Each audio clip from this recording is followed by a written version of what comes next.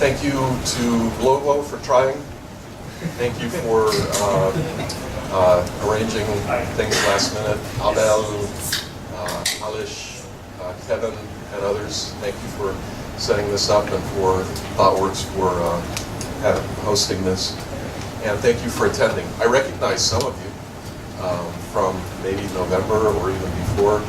I haven't been to Barcelona too many times, but I'm enjoying it. And I hope to be here more often in the future.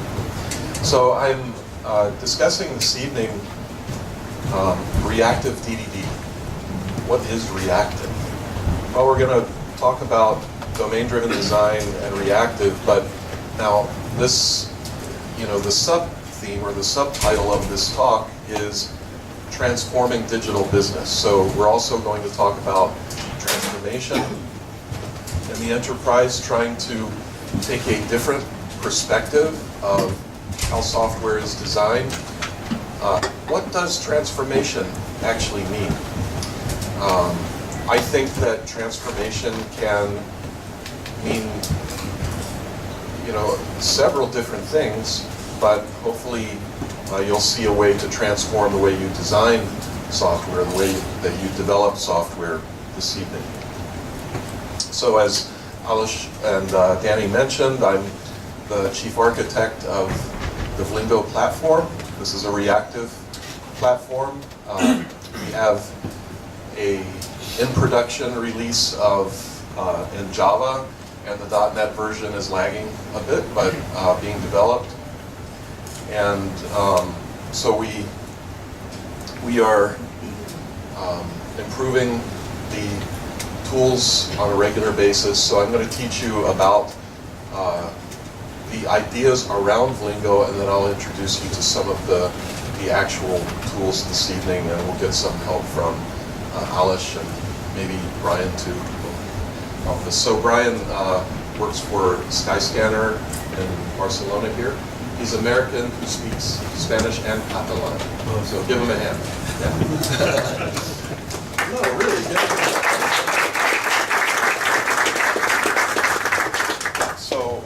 So you can read about Lingo at lingo.io on the web, and documentation is at docs.lingo.io. Okay, so, and I have to say too, so Kevin Masurice, who works at ThoughtWorks and spoke with me today at the conference at JPCN, is a contributor. Alish is a contributor.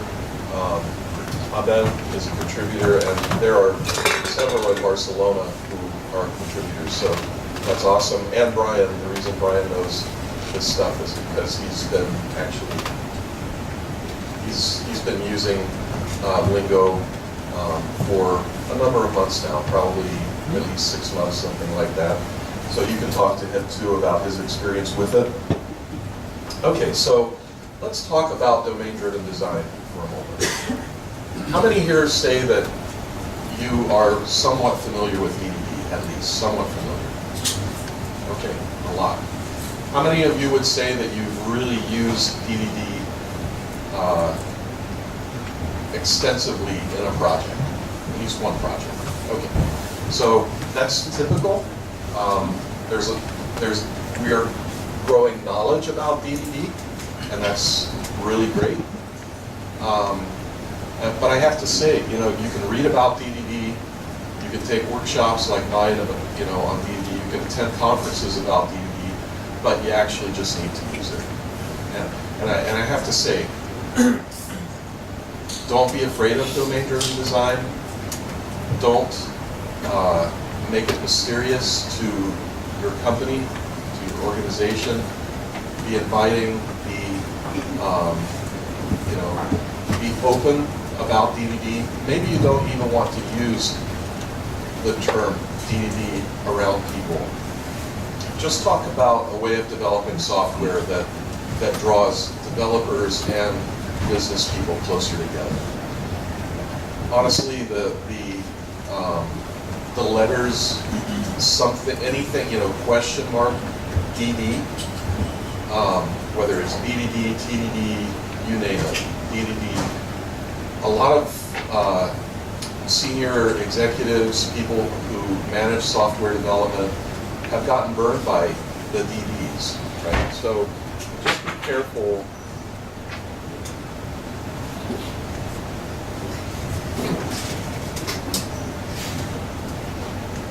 Be careful about over-promoting the name until you see results. Results is what matters. It's not that you're using something or that, you know, I mean, you know, is it functional programming that makes you successful? Is it object-oriented programming that makes you successful? Is it DDD that makes you successful? It's actually teamwork that makes us successful. All of the other things are tools to bring us together. And what DDD helps you to do is understand certain tools that can be used to solve hard problems in software. So I encourage you to use it. And you know, two of the sort of foundational ideas behind domain-driven design are the bounded context and the ubiquitous language. Now, you know, you can say that if you've written aggregates or used value objects in your project that you've been doing domain-driven design, and it's possible that that's true, but really DDD is quite, you know, primarily based on the bounded context and ubiquitous language, and the tactical patterns are kind of secondary. Well, we have a look at both of those here. This is one of the strategic patterns, the bounded context, and of course the ubiquitous language inside a bounded context is modeled using technical components from some programming language. Could be Java, could be C#, could be Python, you know, F#, Scala, Kotlin, you know, on and on, right? So we can use the tactical patterns internally. In this case here, what I'm showing you is the idea of actors. And I'll explain actors further in a few moments, but notice that I've drawn these diagrams with circular objects instead of the rectangular or square objects that are commonly seen. Why is this? Because a few reasons. Historically, there's a book from the 1970s about the actor model. Gul Agha wrote this book, and he drew actors as circles at the time. Okay, and I think that that's a great tradition to start, and or to carry on that he started. And so I draw objects as circles these days. What's an actor? Well, we'll get into that further, but just think of an actor as an object. It's just an object. Don't, you know, let's not make things more complicated than they actually are. Actors are objects, and I'll tell you how these objects are really very close to the original ideas of objects in a few moments. But these are objects that exchange messages. Now, a lot of times we think in terms of, well, I'm using OO, I invoke methods on an object, right? That's not exactly how OO was meant to be used, and I'll explain that too. But for right now, let's just think about DDD as being this bounded context and the ubiquitous language that is modeled, let's say, as objects. So inside this, each of these yellow circles represents a concept that is important to the business and has a specific set of behavior and data that it hosts and uses. Just a comment, you know, I think a lot of us these days, a lot of software developers sort of operate by the fear of missing out. What do I mean by that? Well, a lot of times our software tools that are available out there, they become so hyped and popular that we feel like if we aren't using them, You know, like, what am I going to do if I can't put that technology on my resume? You know, I'll be lost forever.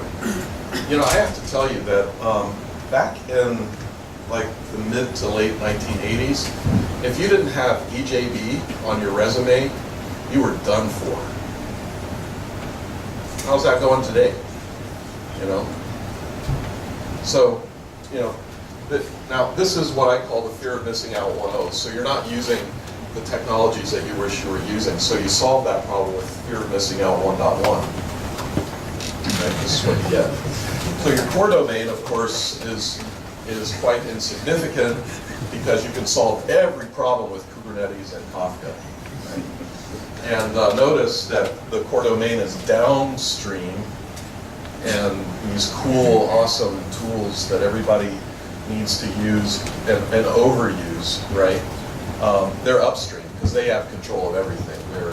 You're completely subject and dependent on those, and all your problems get solved there.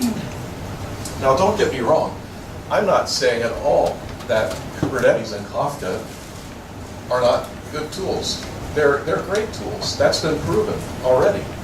But what about the business? What about the business? If we aren't solving problems for the business, we can put anything we want to on our resumes.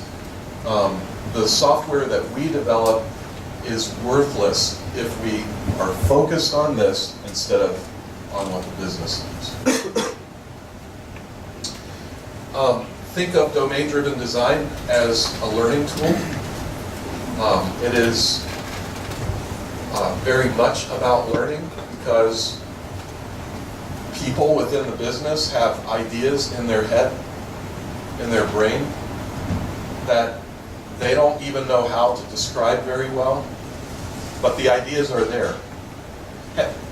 How many here can hear a song in their brain, like clearly? Like, you know, do you have a song stuck in your head from today, or maybe even days ago? Anyone here? And you hear are you serious? I have music playing through my head constantly. Is that weird? I don't know. But you know what's really interesting about that is I can hear the music perfectly playing through my head, and then I try to hum it to describe it. Now, what is this song called?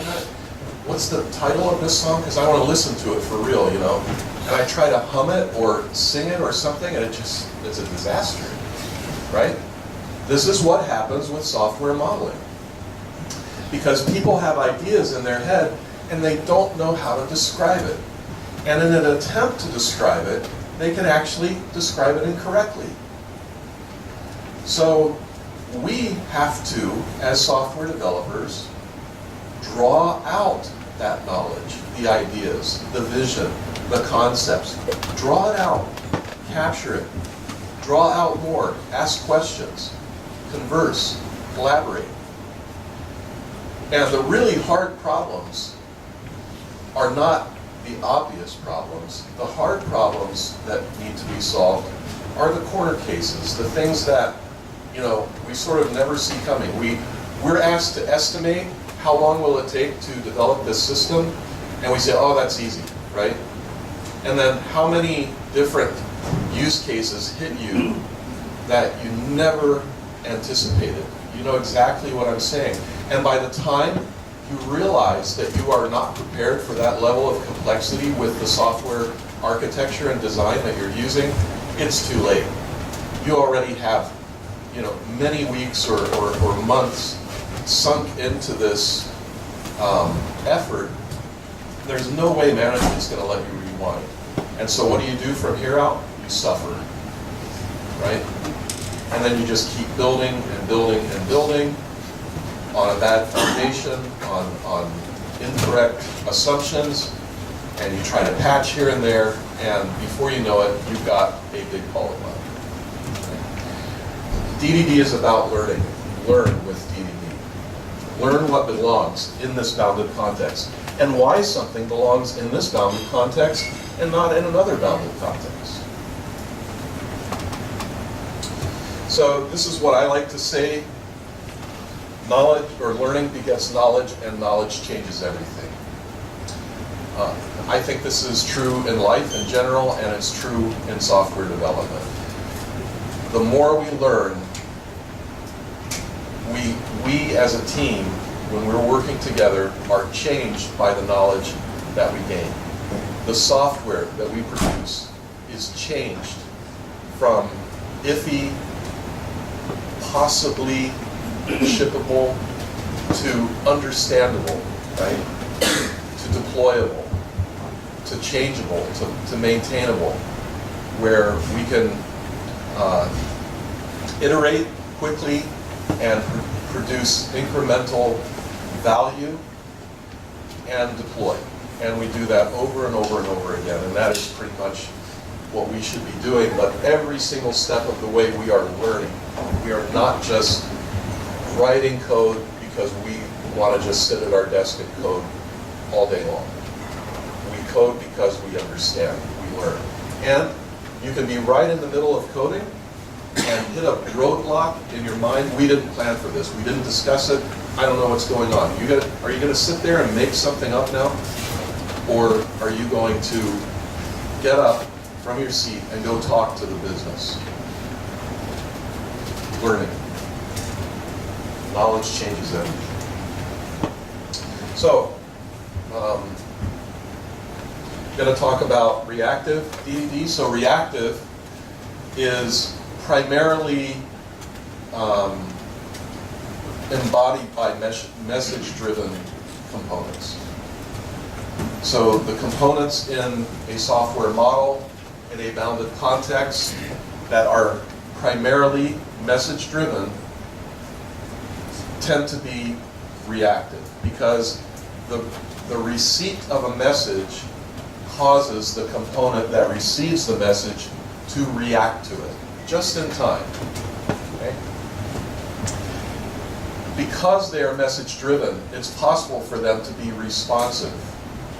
So while a lot of software blocks, where a lot of software is waiting on I/O or waiting on some sort of request to respond, blocking at the sort of HTTP level or the database level or the file level, and the network level, a lot of different ways that you can block.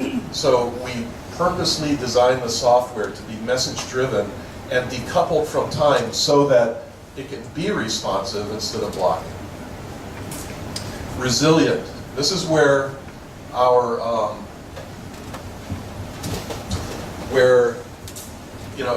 software can crash. Right? Software can crash. We're resilient if that software is not just encapsulating data, encapsulating behavior, but isolating the rest of the system from failure. And reactive supports this. It supports it because it's message-driven. An exception is thrown. That exception is turned into a message and delivered to the component that is responsible for supervising the crash component. When some software throws an exception in your world, what do you do about that? You hope that it's an unchecked exception, right? And you just let it go all the way to the top. Because what are you going to do about it? What are you going to do to correct software that threw an exception that's 5 layers below you? Nothing. You don't know how to respond to that. Instead, allow a supervisor component that knows how to deal with resiliency for that specific crashed element of our model or whatever it happens to be, and the resiliency is then maintained. Elastic means that our software can grow out or scale out as needed and scale back in as necessary when we don't have as much demand on the system. So at some times of the day we have high demand, other times we have lower demand, and the software can literally grow and shrink as necessary. And then, you know, with these reactive concepts and characteristics and properties of software, the DDD part is business driven. So we're combining technology with business, and we want the software to be not only reactive, but driven by the needs of the business.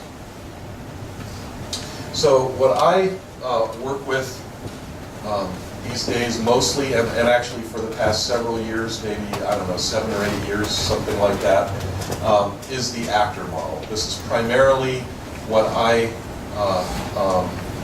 you know, want to develop in, and primarily what I attempt to develop in, and actually what I develop for with the Lingo platform. And I just want to point out that this man, Alan Kay, this is Dr. Alan Kay, who has been, you know, was developing software in the 1960s. Probably most of us weren't born, maybe even for decades after that time, so, you know, and the ones who were born at that time were probably pretty young. I'm not telling you if I could remember the year that Alan Kay started developing software, but maybe I could.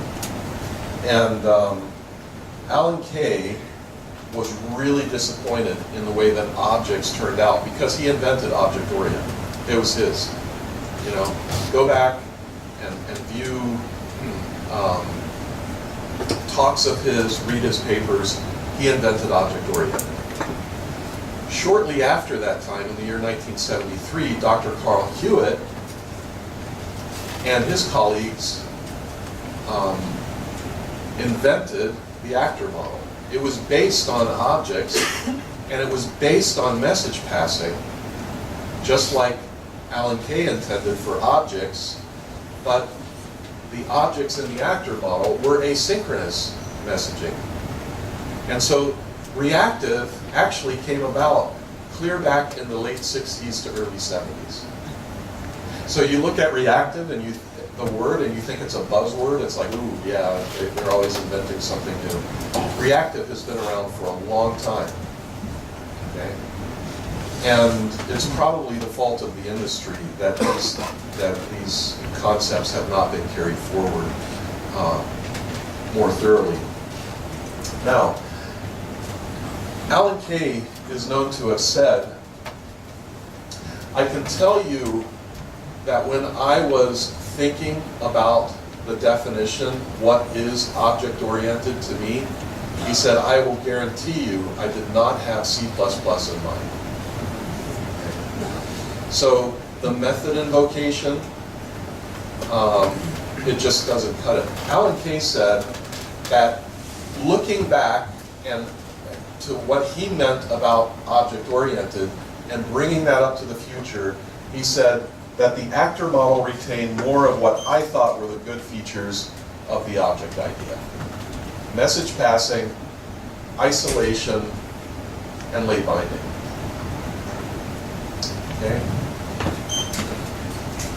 So, we're used to developing with objects that block. The client, object. This is not a server, this is not a remote process, this is an object. Client and an object that is the server. They're in the same VM or process, okay? And the client wants the server to do something, it invokes a method, and the client blocks until the server completes. And what we're not seeing is how many dependencies are there behind the server that will have to run before the client gets control again. This is blocking software. So looking back at the year 1973 when the actor model was conceived by Dr. Hewitt and his colleagues, you know, this is the world that they lived in. Amazing, isn't it? Less than 1 megahertz of clock speed. maybe about 700. What would that be? I don't even know how to say it. What is that? I'm trying to think of the millihertz? Oh, kilohertz. Okay, there you go. Yeah. Wow, it's been so long, I forgot. So less than a megahertz of clock speed. Transistors down around maybe 1500. Is that right? Something like that. And just amazing that Carl Hewitt saw this coming way back. And the reason he didn't quit is because he said, I know that there will be multiple processors in computers and fast networks someday. And that's why I know this is going forward. Pretty amazing, isn't it? So this is what we have today. We have these kinds of super multi-core processors, the Intel Xeon. I think this has something like 56 cores in it, so you can run 112 threads simultaneously. But even like this, whatever, 4-year-old MacBook Pro, I can run, what is it? I think I can run 8 threads simultaneously on this. Many servers don't have that. Spin up an AWS node, right? Do you have even 8 threads alive on that node at any given time? Maybe you'll pay for it. So this is what we have. We have fast processors, but not as fast as they were being developed through the era of Moore's Law being held true, that every 2 years or less, we would see a doubling in clock speed and more transistors. So about the year 2003, notice, right, what happened is, 30 years after Carl Hewitt saw this vision of fast networks and a lot of cores, the clock speed of processors started to fall off, to the point where in the past several years, to see a doubling in clock speed requires about 9 years.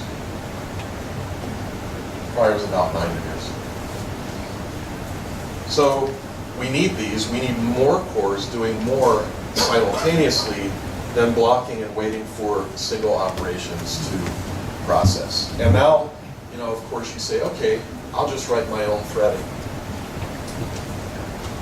Best wishes, it's really hard. And even when you think you got it all right, I mean, I've had people say, yeah, I've done it all right. I don't know. I guess, I'm not saying it's not possible, but it is really, really hard to get right. And do you know what I'm talking about? You've done it? What are some of the problems you run into with, have you run into the problem where, say you have, describe it this way, you have a countdown latch. You know what a countdown latch is, right? It's an atomic variable that counts down, and when it reaches 0, the thread that's blocking for that countdown to reach 0 will unblock, and it will start running. And so you have a test that says, I'm going to, after the countdown latch, I'm going to assert that a value is what I expect it to be. But then the code under test does this. It has code that says, change value, change value, change value, and you're reading the code and you're looking at it and you're saying, okay, I see all those values change. And then we clear the countdown latch, and when the other thread running the test sees that, guess what? The variables aren't changed yet. And you're just going, no way, Vaughn. No, that's impossible. No, it's absolutely possible because of the design of modern processors, because they are optimizing. They see that there's no conditional in the code or whatever their algorithm is, and they say, oh, I can go ahead and execute this line of code that clears the countdown latch before these lines of code because I know it's always going to be done.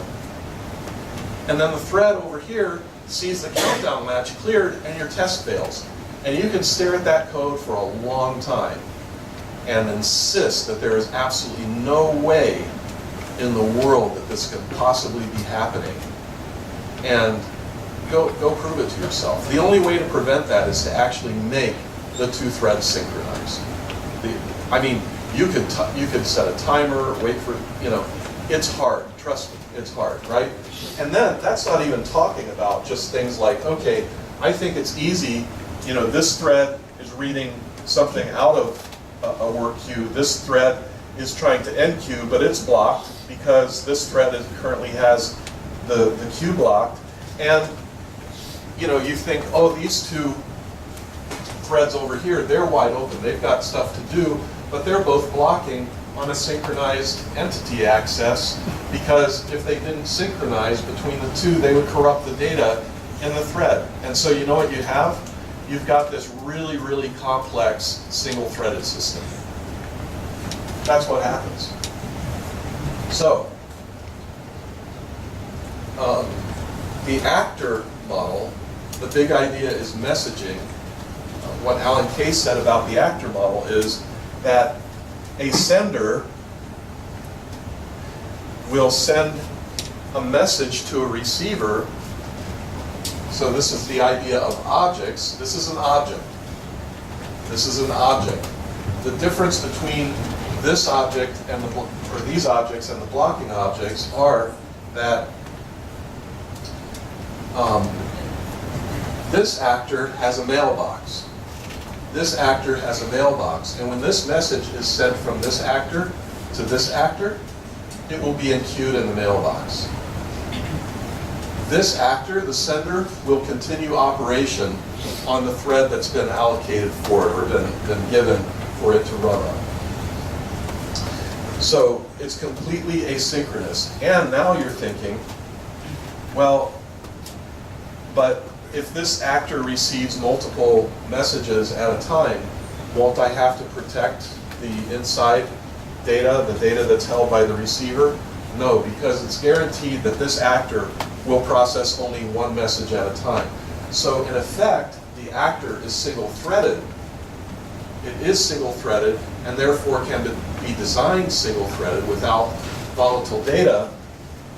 But we're also guaranteed that other actors are processing messages on other threads simultaneously, so that altogether the throughput of the system and the scalability of the system can be much higher than blocking designs or blocking languages and paradigms.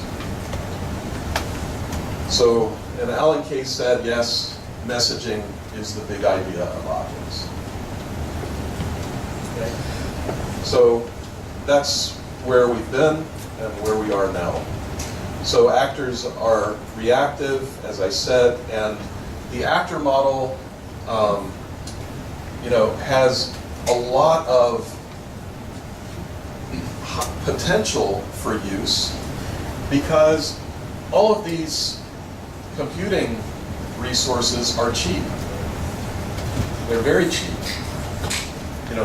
Cores are relatively cheap. Memory is cheap. The cloud is cheap. IoT devices are cheap. Storage is cheap. The network is cheap, right? So there's a lot of compelling reason to try to use all cores and all resources simultaneously if you possibly can. So like I was saying, this Xeon processor has 56 cores, but with hyper-threading, it means that each core can run 2 threads. So 112 threads simultaneously. You can find, probably faster chips or even more cores, but that's fast. That things are going to be cranking through this processor simultaneously very, very quickly. So a lot of benefit to gain from this. Now, I like to suggest that because the network is latent, because the network is, not fail-safe, the network has partitions. Anything that can happen on the network will happen. Any failure that can happen on the network, any latency that can happen will happen. So design your software so that it doesn't care about that. You're not going to fail on a REST request and response because you get a network partition. Messaging, asynchronous messaging, is the way to build latency and embrace latency in your software design because you do not depend on time and a certain response to tell you that you can now do something else. Instead, you use a thread to send a message to another actor, whether it's over the network or not, and eventually you'll get a reply from that actor, or you'll find out that it didn't reply soon enough, and so you send another message. And eventually, that network partition will heal, or the database will return to operation, or, right? Just go down the line. Anything that could possibly fail will, but when you build latency and the expectation that you will not have an immediate result, you will have better software designs if you're designing for distributed computing. So this is a matter of doing more with less, because you're using all the machine resources that are available very efficiently. So the actor model is about direct asynchronous messaging. A lot of us are probably familiar with publish subscribe. This is where you just, a publisher throws a message onto a topic or an exchange or whatever it happens to be. And the subscribers, one or many, will just receive that message, right? But this is different with the actor model. It is not publish subscribe, although it can support publish subscribe. The main pattern of actors is direct asynchronous messaging. So because the sender knows the address of the receiver, it can send a message to that address, and that message is delivered to the address at the receiver's mailbox. Block free, share nothing. So notice, we see 3 senders sending this receiver messages simultaneously. Do we have to start synchronizing, blocking around data? No, we don't, because notice that any one of these messages arrives as message 1, another one is next, message 2, message 3, and this mailbox is non-blocking. So it doesn't block, and yet, because of the atomic operations that are available on the processor, we can guarantee that these messages will not overwrite or corrupt one another. And then they will be processed in the order in which they were actually received. Actors know how to become another kind of protocol. So as this actor is responding to this message, it prepares itself to receive the next message by saying, I want to now look like a different kind of protocol, and therefore, when this sender's message arrives in the next sequence, it will be handled by a different protocol, even though it is the exact same actor instance or object instance. And then actors have the hierarchical supervision. And actor concurrency is demonstrated here. Notice that we have a sequence of operations, but do you see any errors in this diagram? Is it, wow, should those 2 2s be there and the 2 3s? That must be a problem, right? No, it's actually not, because here's what happens. A client, as sequence 1, sends a command message to a router. This router will forward this message to some sort of receiver, but before it does that, it sets a scheduled timer for some time in the future, which is, the timer is running asynchronously. So this is the actual second sequence. The third sequence is to then, hold on a second. The third sequence, or the second sequence also simultaneously, as this timer is being set, simultaneously this sequence delivers this message to the receiver's mailbox.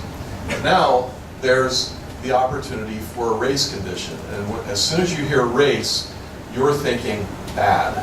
But this is actually an okay race because it's a race between the timer completing first or the receiver replying with a success message to the router first.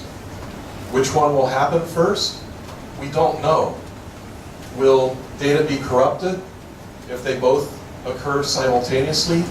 No. As I've already said, this actor's mailbox will be enqueued with either this message or this message first. The other one will be second. And so it could be that this timer is nowhere near timing out, and this succeeds very quickly, in which case the router simply cancels the timer. Okay? And then it replies here to the client with success. But if the timeout fires and we get a signal from the timeout, then we're going to reply with a timeout. And then when this success or this message is seen, it's actually ignored, or some sort of delivery error is logged. So how many actors can be in an actor world, such as Lingo's? 50, 100, a million? It's actually could be several million actors active at any given time, but there are also parts of the, or design in the actor world that manages memory overhead and swaps actors in and out of memory as needed, so you actually don't lose much or take a very big hit. Think of actually, you know, like processes are swapped, or portions of processes are swapped by the operating system in and out of memory to disk. The same kind of thing happens with the actor's world design. So when you think about the complexity in modern architectures today and software, this is a pretty typical, just, you know, sort of like three-layer architecture. This is actually represented by, or represents, the ports and adapters architecture. So imagine one ring being around this outside and this outside, and then you have an inside ring with the application, and then a ring inside that, or a circle inside that for the domain model. But look at all these components and the layers that you have to manage to understand how to deliver software today using, you know, a typical framework or toolkit or whatever it happens to be. But then consider what you get with the actor model. 2 layers. Why is that? Well, this is actually representative of a REST endpoint, let's say, or it could be a message and message listener endpoint. So we have a controller or a REST endpoint, and that controller gets a request, let's say, a REST request, HTTP request, and it takes the parameters from that request and sends a command message to an actor entity known as a book. And the book then honors the order book command and emits the book ordered event. This is pretty much all that you face when you're using the actor model with domain-driven design, because the other layers are just managed for you, very, very simply. There are default, for example, default persistence capabilities built into Lingo, and we support 4 different kinds of persistence, anything from OR mapping to event sourcing to CQRS, blob storage, to read and write models, to simple JDBC in Java, and similar is becoming available soon with the .NET side of things too. So consider actors, objects done right. This is simply the way that actors or that objects were supposed to work from the start. Now, reactive DDD is not only about a single bounded context, but actually using the bounded context concept broadly, and also modeling the individual components inside with the ubiquitous language. And these can be modeled as actors, and then any communication across these components is also message-driven, and therefore you have an entire reactive system, a system that is designed from the start to be reactive and is reactive through and through. Strategic design with DDD, this is where we decide what are the relationships between various bounded contexts. This is called context mapping. So the important thing about a context map is not just the bounded context within it, but the relationships and integration styles that are used on the line. And this helps us solve big problems with overall system strategy. Tactical patterns are more about the actors, the commands that they receive, the events that they emit, and so forth. Information exchange, this is where messages are, for example, a command message is sent asynchronously from this bounded context to this bounded context. The bounded context reacts to that command, so it's reactive. It reacts to that command by dispatching the command to something inside the domain model, and the domain model handles that, and it may then in turn respond with an event. This event is also asynchronously delivered. The bounded context is the bounded context will receive this asynchronously, and it will consume internally asynchronously with these actors. Or we may have executed a query of some kind against this bounded context, and the response that we get is a document message that is also delivered asynchronously, and this bounded context will react to it. So this is how reactive information exchange can work. And of course, when we start exchanging messages between bounded contexts, wouldn't it be a good idea to know how these messages are actually exchanged and which types are exchanged?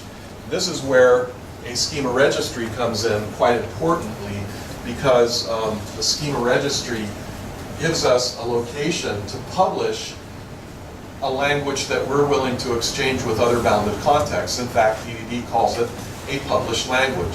So each bounded context can have a published language, and the published language is comprised of commands, events, documents, and even other kinds of data objects. Okay? And this is a part of Lingo that I think is an extremely important part of Lingo. So, reactive DDD is pervasive throughout the system. That is actually part of the solution.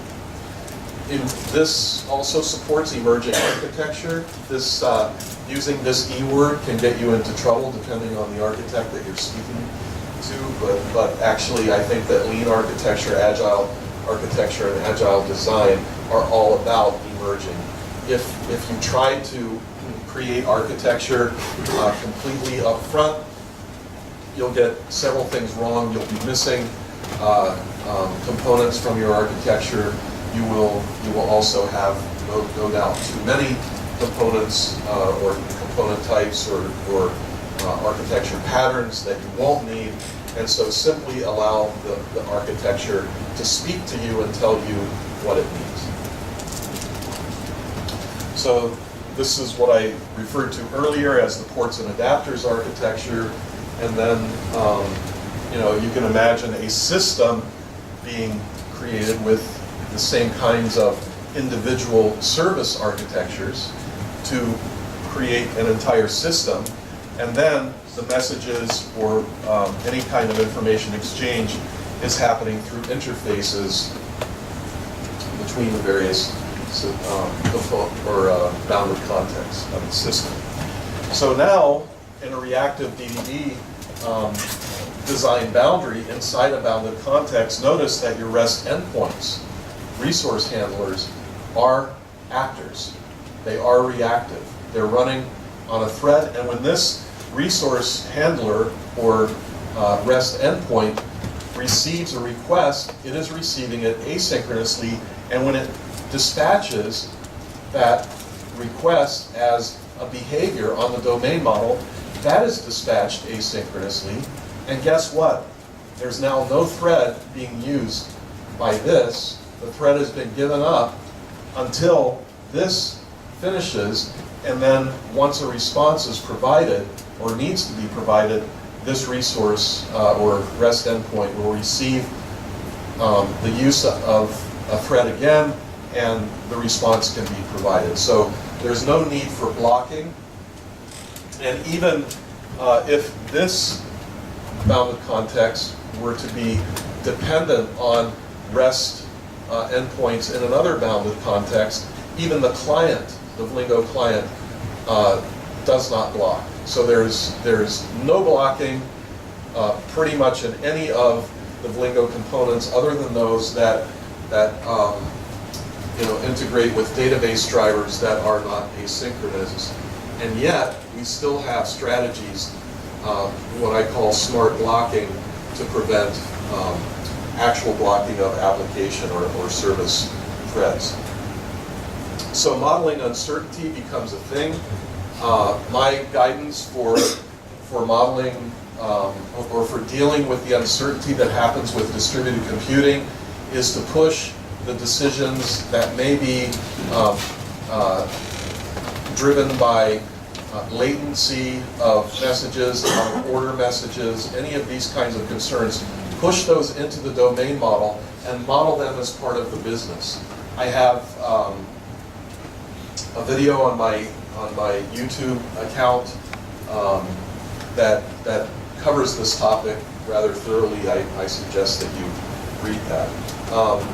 One of the concepts that can be used here is when what about the uncertainty of the network? If the network is disconnected, what happens to this machine? And this, by the way, is in a healthcare domain. What if this machine that's being used to treat a patient that's potentially critically ill or quite ill? What if there's a disconnect between this machine that's out at a clinic or some sort of medical facility and the central, or regional servers and so forth that actually run the clinical treatments operations on the server side? Well, it appears that one thing that we have to deal with is that this event will arrive first, but these two events are being held up. What's going to happen when the network heals? Well, we simply, thought I had a next slide there for that. What will happen is we're simply caching this data, these events, on our machine side, because we have intelligent software and hardware available here, and then when this network heals, these will continue to be processed. It could be that they're delivered out of order, but all of those sort of uncertainties about out of order delivery or latent delivery or duplicate delivery can all be handled within the domain model by ensuring that you're modeling the iffy sort of situations as close to the business decisions as possible. Here's another one. How do we deal with duplicates? We simply set a state on a domain model entity that says, I've already seen that. Do you know how much more difficult it is that out at the edge of the architecture to try to deduplicate? And then, actually the deduplication part is pretty easy, really easy. It's just how much look-aside data do we keep and for how long do we keep it? What happens if we decide to delete the record of I have already seen this message before, I won't process it again? What if we delete that and then the next minute or hour or day, the same messages are unleashed again? Those messages will get through. But that will never happen if you simply keep a status in your domain model that says, I've already seen this, right? So that can be managed quite effectively. I hate to use the word easy, but compared to the other alternative, quite easy indeed, right? So when we keep this look aside, notice what can happen, right? What will happen if all of these events are coming in, they're translated to commands, they hit this entity. If this duplicate message gets through, we'll end up publishing multiple events, but that would actually be incorrect. That would be, an incorrect response. So instead, by keeping this state, when we see the same command message enter the event a second time, or a third time, or a fourth time, we simply ignore it, and that way, only a single event is emitted from that entity. Other strategies for, for example, what number of events might happen. For example, non-commutative. This is where, so this was a commutative operation. This means that it's a non-destructive,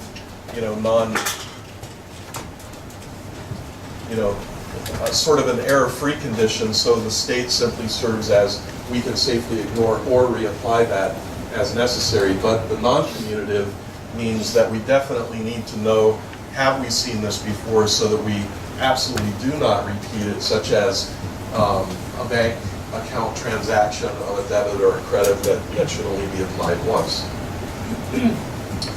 Out of sequence.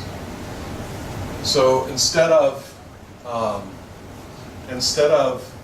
bringing in, so notice that this event to is translated to a command to, and 3 steps have to be completed. But notice, where is message 1 that we should have seen first, and where is message 3?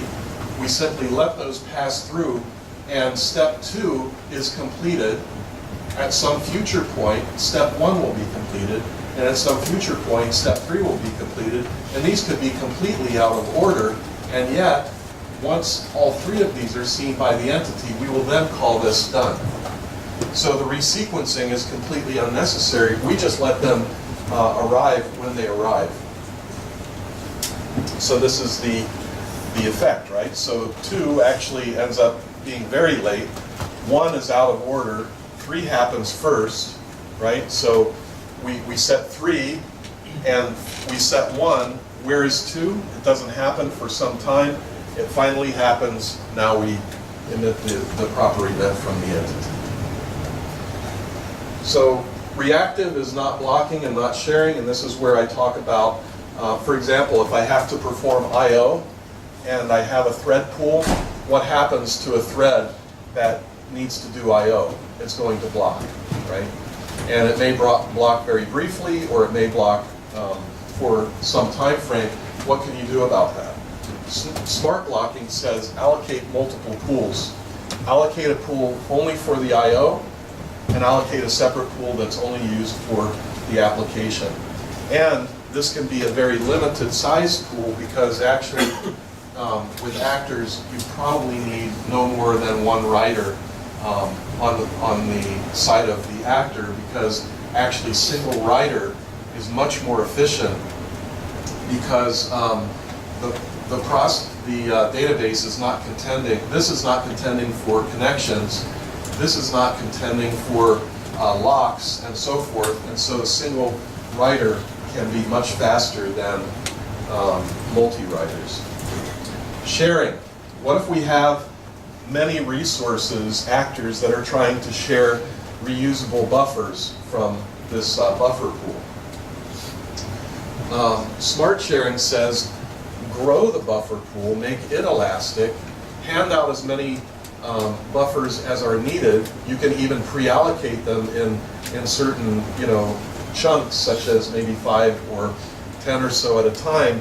And then, as the demand reduces on the server, then you can shrink this pool so it's actually elastic. Okay, so let's talk about some use cases. Here's a really, I think, a nice use case to talk about, or set of use cases, because it involves healthcare. Healthcare actually helps people, right? So you're not only, making a living, and we're not just making, companies and their, investors and so forth mega rich, but we're actually really helping people. So this is one of my favorite topics. Maybe another one is helping disadvantaged families, and there's software like that out there that needs to be written, and some of the solutions aren't really very good at all. So what are we going to learn about healthcare? There's learning to do here. There's a lot of learning around clinical data. What data do we collect from treatments on patients that could be useful? Patient behavior and sentiment data. Modeling the patient as we would model the clinical data allows us to track, does the patient take their medication? Does the patient show for their treatments? Does the patient like it or not? Do they behave poorly? Is there something that we can do to alter poor behavior and create better behavior among the patients? Then pharmaceutical data. How do we model that so that the analytics behind the pharmaceutical data mixed with the clinical data and research data can help us to provide better treatment solutions and help people who have illnesses to recover from it? Well, clinical data, patient behavior, and sentiment, these can be modeled using the IoT concept of, and when I say IoT, the Internet of Things, but maybe we like to think of it as the Internet of Toys, right? Because, we get to play with lots of cool devices. So digital twins, this is where we will model clinical concepts and patient concepts to actually look and behave and act like the physical thing, okay?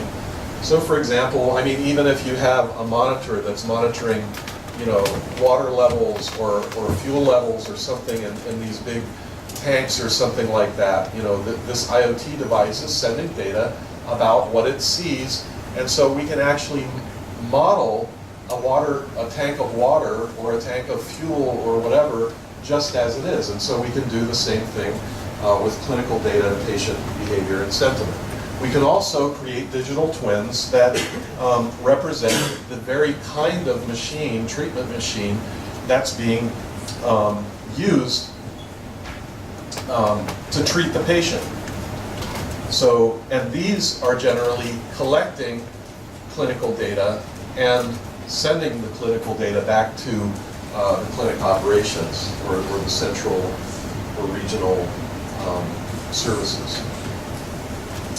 Patient behavior and sentiment. Here you see a man who is, setting himself up for getting a dialysis treatment, and it's home, right? Notice there's a little bedpost here in the background, so he's actually has a dialysis machine in his home, a smaller machine than you might see, really at one of the actual physical clinics.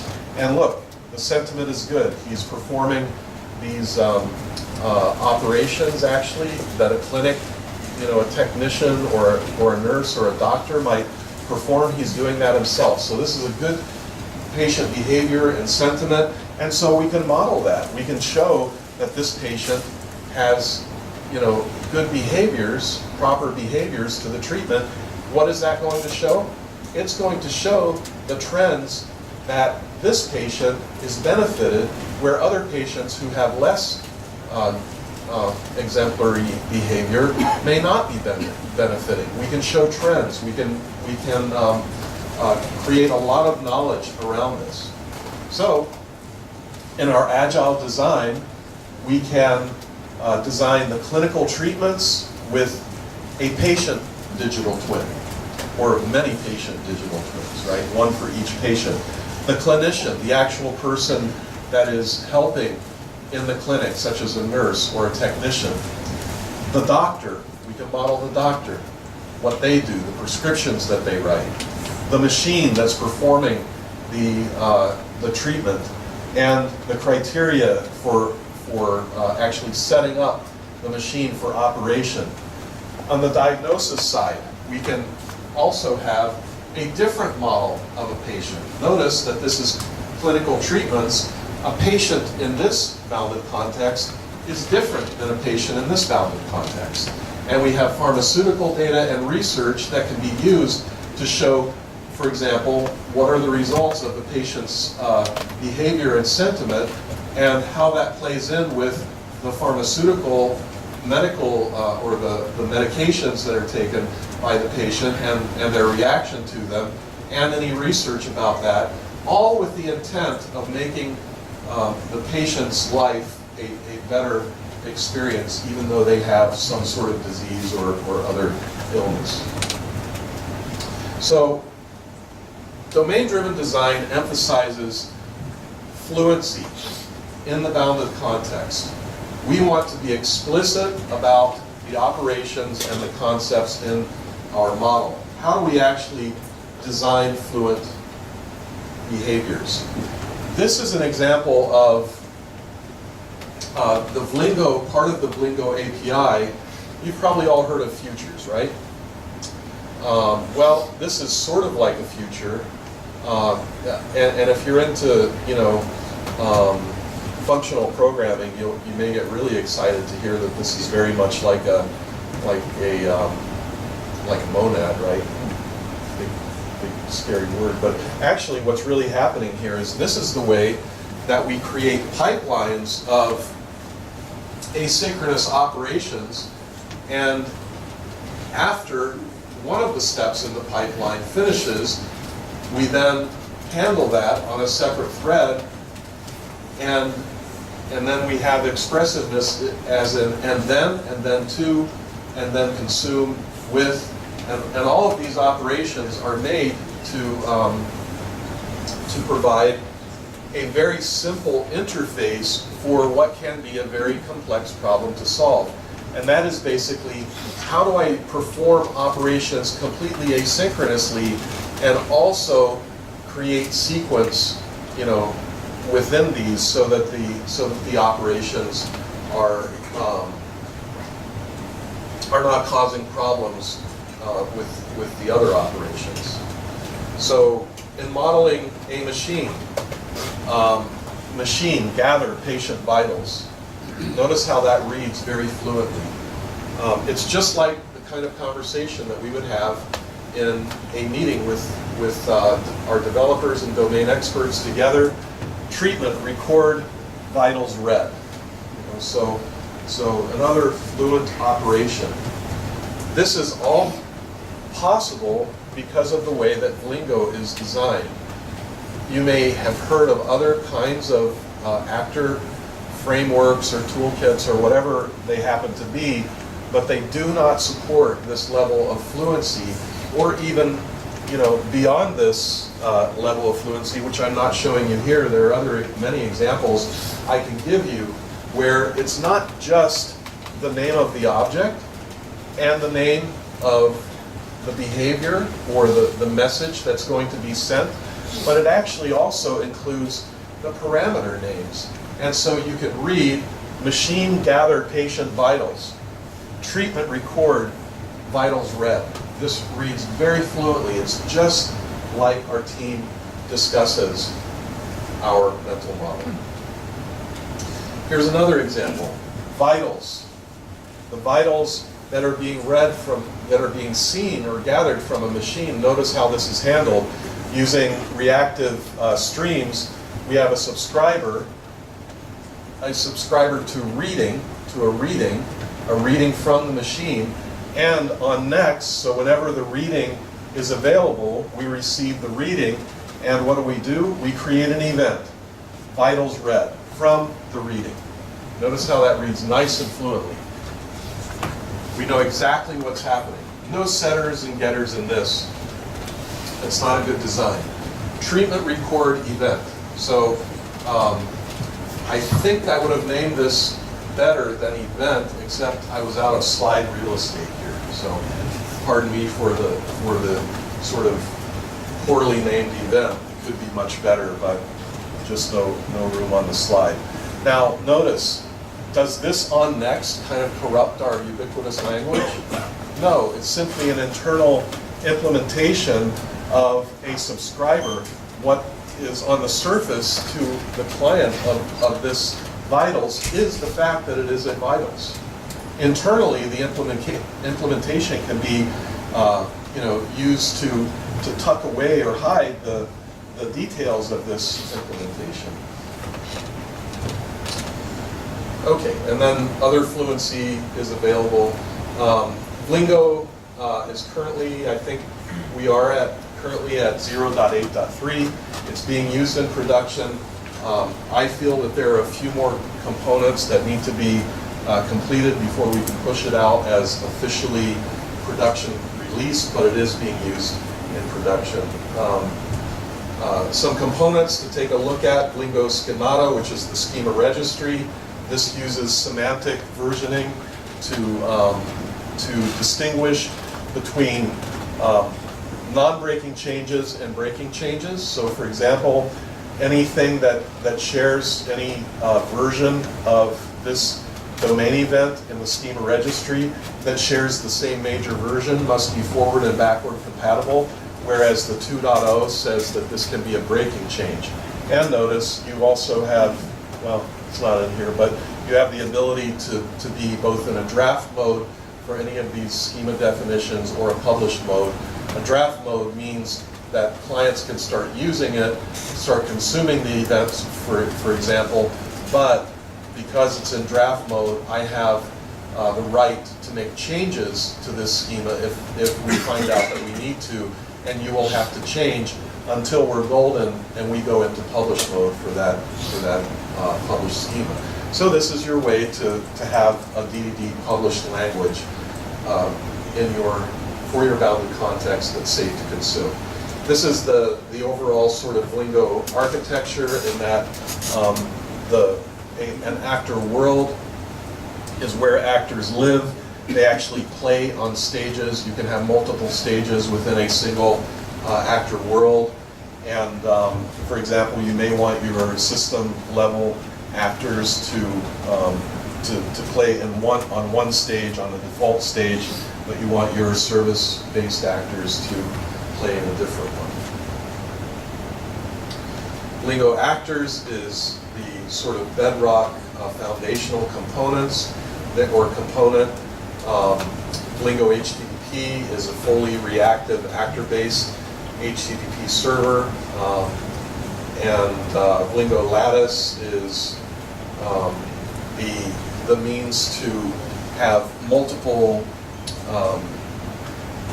nodes in a cluster that are able to send messages to actors across the cluster nodes, and also contains the components for event sourcing, for object mapping, for CQRS state, blob state, and things like that, and even process managers, sagas, and so forth. All of those components are in the Lattice major component.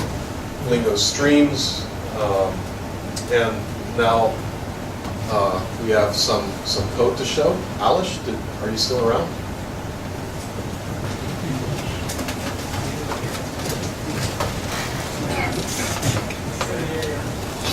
What is that?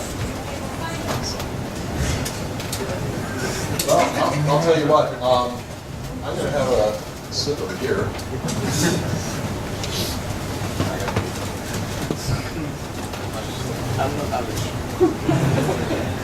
I saw.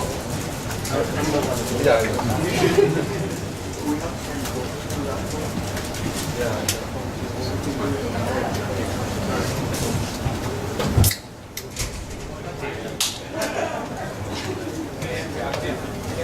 Yeah, so I don't know what you you have something in mind? Did you want to use your machine to demo something? No? What did you want to talk about? Or just say something and I'll prepare a demo.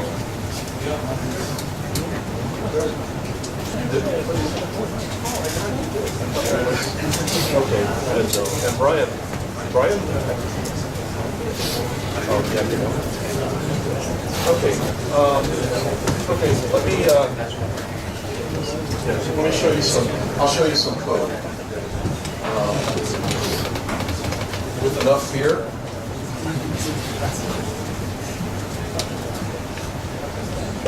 We can get through this.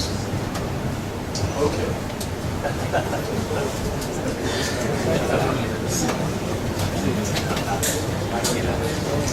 Okay.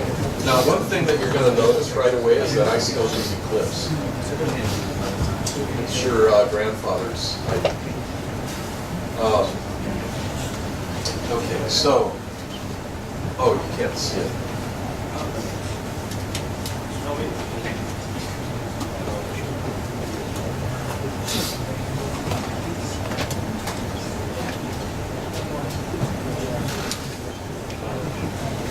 Okay, so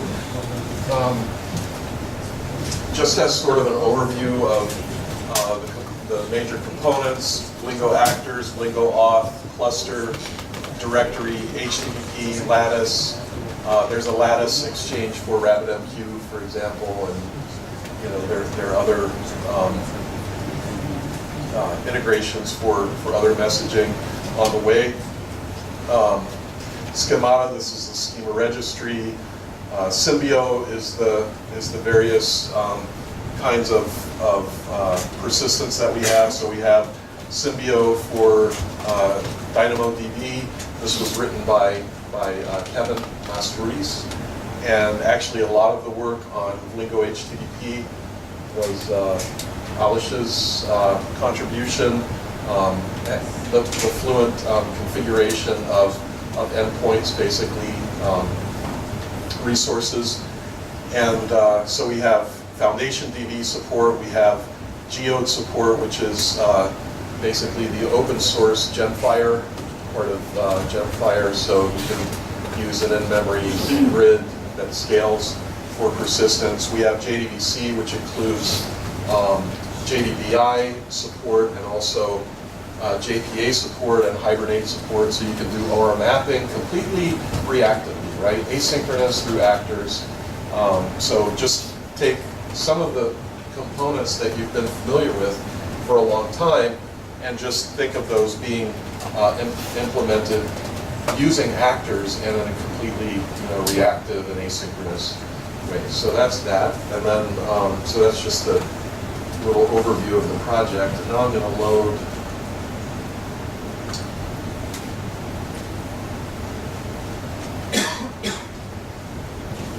examples. So the example that Kevin and I showed today was, actually we didn't have time to show the whole thing, but it's, actually if you bring up a browser,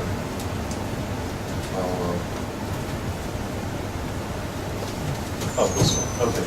So the one that Kevin and I are presented today, and Kevin actually wrote this example. So Lingo is running on Android. So you can run Lingo, the whole platform, on an Android device. And that Android device can talk whatever, HTTP, to a server that is running on a server, a real server. And the example that Kevin demonstrated is that we have a little what's called a hike front end and a hike back end. And this is something where you can take, don't let this happen.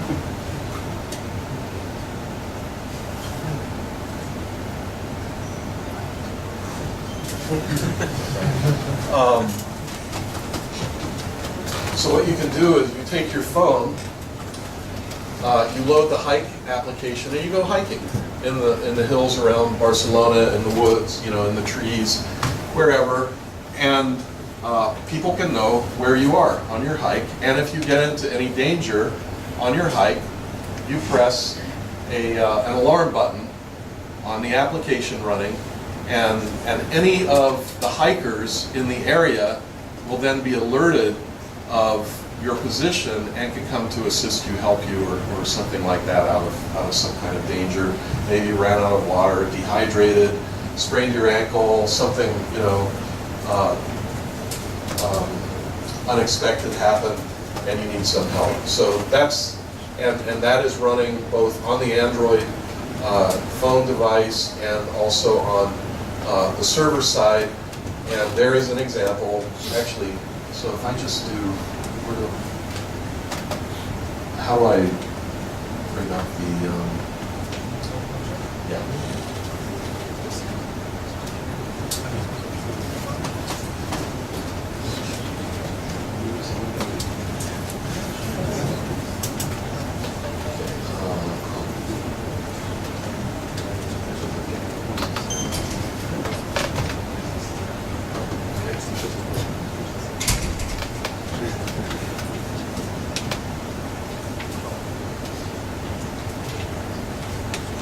Okay, so here's this example. It's called Lingo Example IoT Android. You can see Kevin's nice photo there. What I wanted to do today at JBCN was I was going to have Kevin turn his back to the audience. I was going to run out and hide somewhere in the building and set the alarm, and he had to find me to demonstrate it. We ran out of time for that, but you could do that right here at ThoughtWorks, you know, or you know, wherever you work. So you can build this application, run the server, install the app on your Android device. Sorry, no Apple support right now, but you know, you can always write your own front end in Swift or whatever it happens to be. Yeah, so now if I want to go back to my IDE, for example, so I see stop share, let's say this.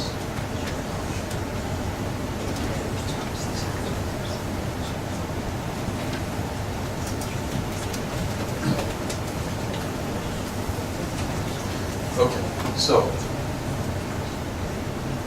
there are several examples out there. They're all on the GitHub account, and the sharing things. I got to think of the order in which I want to say things now. But there are, you know, several examples. I think Kevin's, maybe I don't have it here yet, but there's just a simple demonstration of actors called Actor Playground. This is 2 actors playing ping pong. There's an e-commerce example that Brian wrote, still not completed, but you know, it shows you how an e-commerce interface might be written.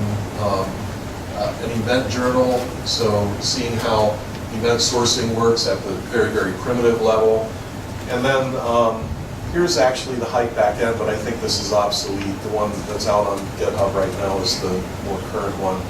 And this is front service and back service. These are used together to show the integration of... Can you zoom it up a little bit? Oh, I'm sorry. Yeah.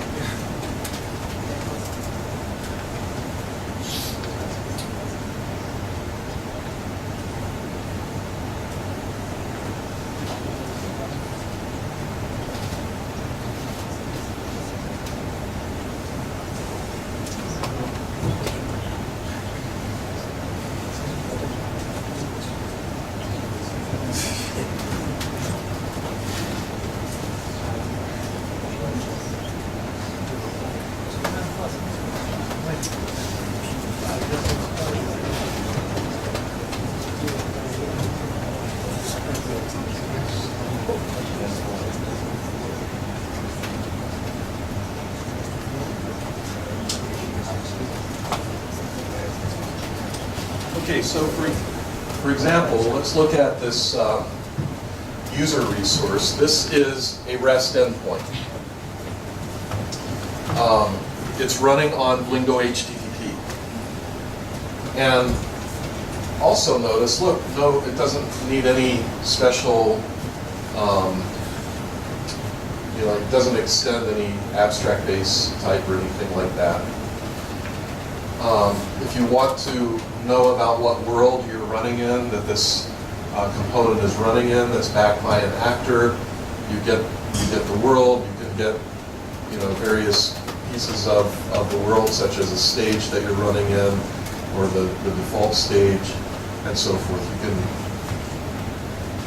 instantiate all these up front. Now, after the resource is instantiated, this is one of the main features that Alish provided. And now notice that fluently you can register this user resource with a post to /users. The body of that request will be a JSON payload of type user data.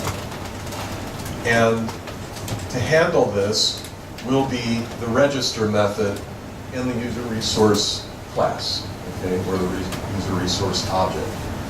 And then you can just look down the line, a patch, so we can patch the user's contact information, we can patch the user's name, we can get a user by ID, and we can get all users that are registered.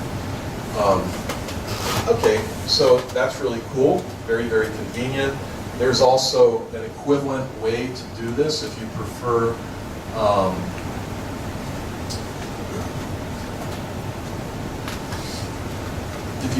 configuration files. You can accomplish the same thing. This is exactly the same that was that you saw above. So post to the register method, patch, and so forth. But I think another thing that's really pretty interesting here is notice that there are no annotations, right? No annotations. Inside this, you're dealing with an actor. You get the user actor. Well, this is register. So notice how your ubiquitous language is supported even at your REST endpoint. Change contact. Okay.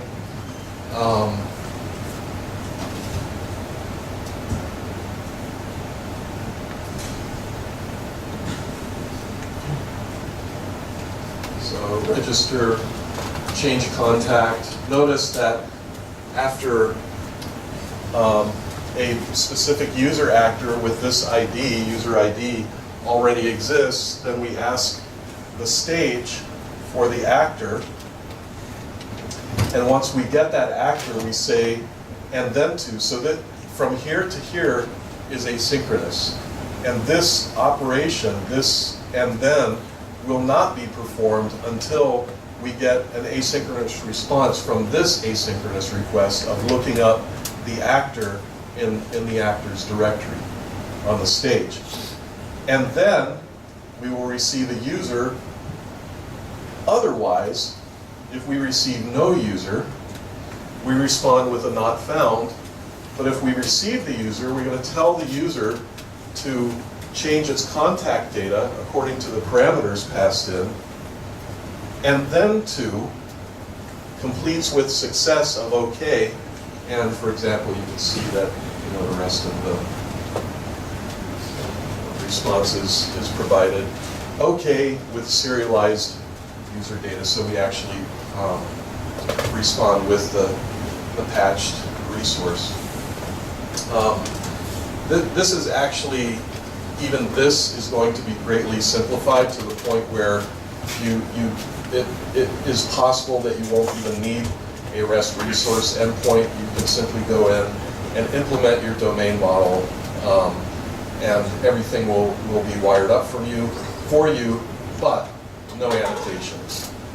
Okay, So I thought it was kind of interesting today that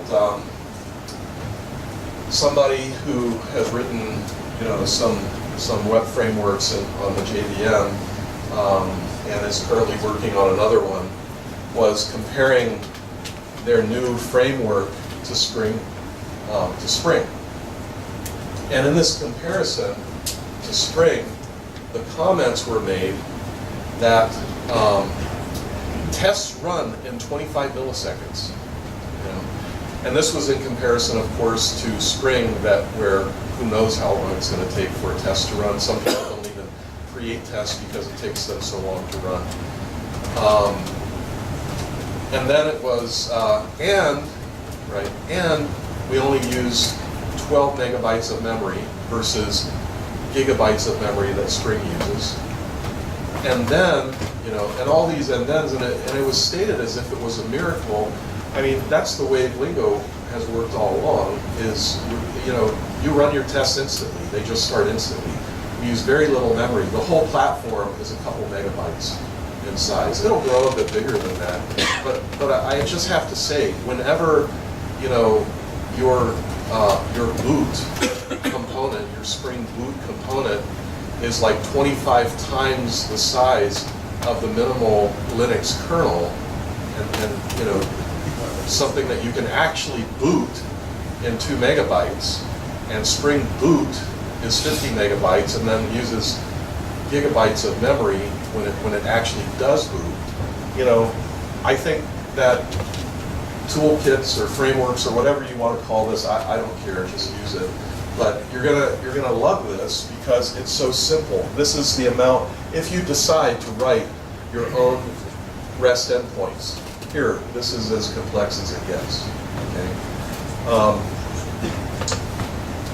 You know, let's look at the actual user component. So for example, there's this user, this is the protocol. So the protocol says that mainly after I get a new user, I can change its contact information and I can change its name. And also notice that this may seem like, what's this with contact and with name?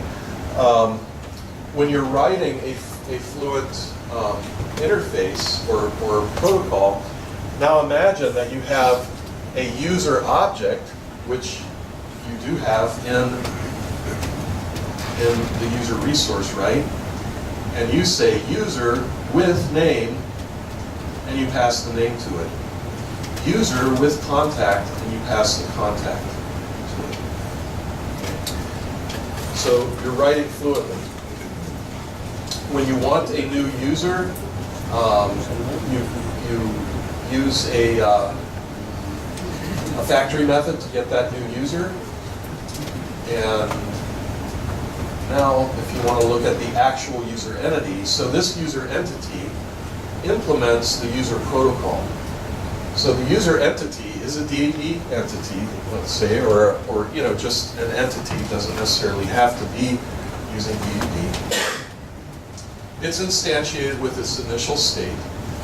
It sets its initial state in its constructor. You don't have to use the constructor for that. You could use a message to initialize it as well. And then notice, for example, when we want to change the contact information of the user, we apply state with contact. So now we have a separate state object, which is an immutable object. Right? So this is an immutable type, a value type. That's our state.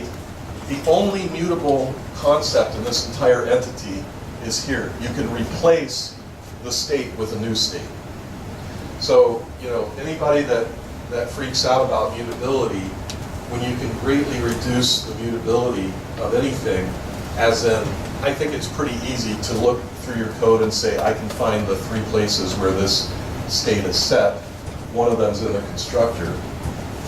And notice, because this is not a sort of traditional programming model, instead of replacing, or instead of modifying the state right here. Instead, what we do is we apply the state with a new contact, and what we're going to do as an outcome of that is we're eventually going to provide a complete of the user state, which will be this state that we're providing in the Lambda, and that state will be the state that is set, that is available after this entire operation completes. What is this going to be when we apply? Notice the only two places where the state is actually mutated, or actually in this case only one. So this state method takes the new state. I was actually thinking event sourcing, but in this case it's CQRS without event sourcing, and so the state itself is set in one place. So there are actually two places in this entire entity where anything is mutated: the constructor and this one place. And if you use this approach to persistence with Lingo, it's all asynchronous. It's entirely reactive. You have to know nothing about persistence at this level. And even if you're using the state store is already formulated. You simply start using it. That's it. There's no configuration other than just setting up your Postgres database or whatever database you want to use. So, you know, it's that simple. Let me show you some event sourcing. If you know my Red Book examples, this is one of the bounded contexts, the IDD collaboration context. And here you can see a forum. So a forum has these behaviors or protocol, and the forum entity looks like this. So it's an event-sourced entity that implements the protocol named forum. So again, its new state is provided through its constructor, and when we call assign, or actually send the message assign to the forum, we can assign a different moderator. So assign moderator. Notice that we're modeling the uncertainty here. What if somehow this request for assigning the moderator happened multiple times, but we had already done it? We don't want to apply or emit a new forum moderator assigned event unless we're not already, if that moderator is already the moderator that is currently set. So if that's not the case, then we do apply a new domain event, forum moderator assigned, with, very fluently read, with state of the tenant, state forum ID, and so forth. And then we have several other command behaviors here.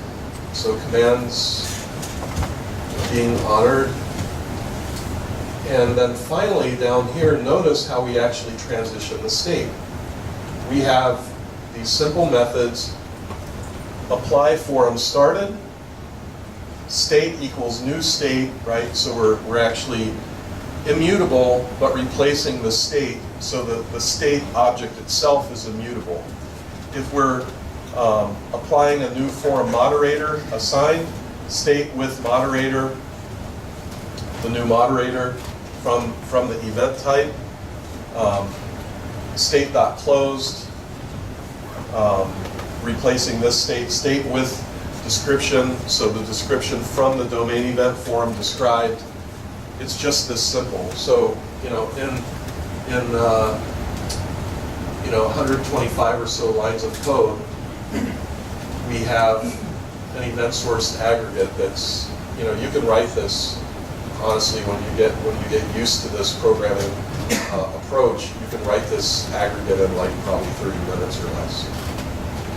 So anyway, that gives you some idea of this. If you want to see how the playground runs, just, you know, if you want to jump in and just see how do these actor things work, this is a very simple test. All that it does is it starts the world using reasonable defaults, and it creates a pinger actor and a ponger actor, and then it tells the pinger to ping to the ponger, and it starts, and basically what it's going to do is run, I think, for 10 times. So let's look in at the two actors. So there's the pinger protocol, which is ping to a ponger, right? That's the only operation in that protocol. And then there's a ponger, which is a pong to a pinger, right? And here are the actors that actually implement those protocols. So the pinger pings and it counts. So when it receives a ping, it counts. And if the count is greater than or equal to 10, then it's going to stop itself and it's going to stop the ponger. Otherwise, it's going to send the pong message to the ponger, right? And the ponger is even simpler because it doesn't have to check for its own end. It just receives a pong, it logs the pong, and then it pings the pinger, right? Okay? So let's watch this run. And notice too, there's a chance that maybe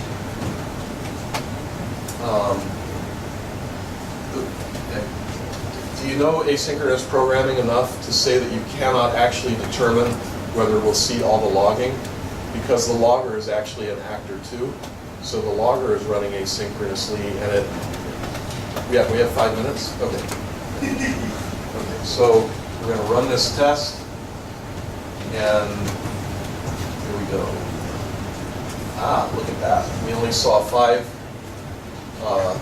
pings and pongs. Actually, only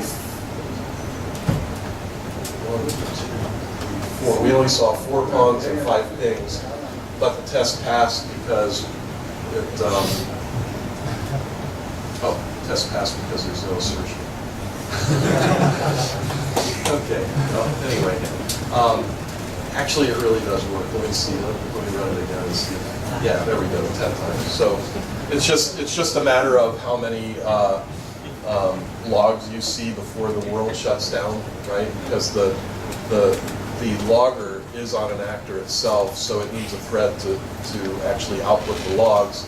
And until it sees a thread, which the whole world may go away before it logs all of the output. And when that happens, the logger goes away too. So that's just the nature of the beast, which actually you can prevent that from happening too. So anyway, I invite you to look around. If you're interested in contributing to Lingo, we're excited always to take to have new contributors.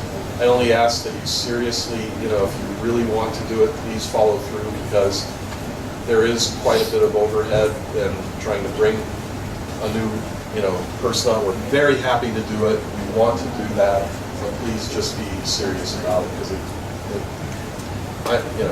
it's a lot of overhead. So, any questions for me? Yeah. Could you limit time? For example, do you have any way to send schedule messages? Yes. Or to set up them out solution? Yeah. So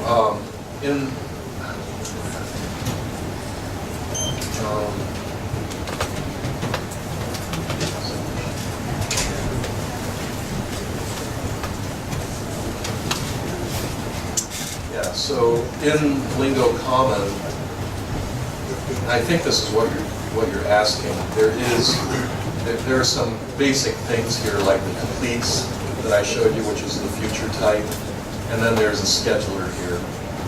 So the scheduler knows how to schedule repeated timer events and one-time timer events, and you receive those events by implementing the schedule, and you get from the schedule, you get the schedule itself, the thing that was scheduled, and you get the data in a specific, generic type.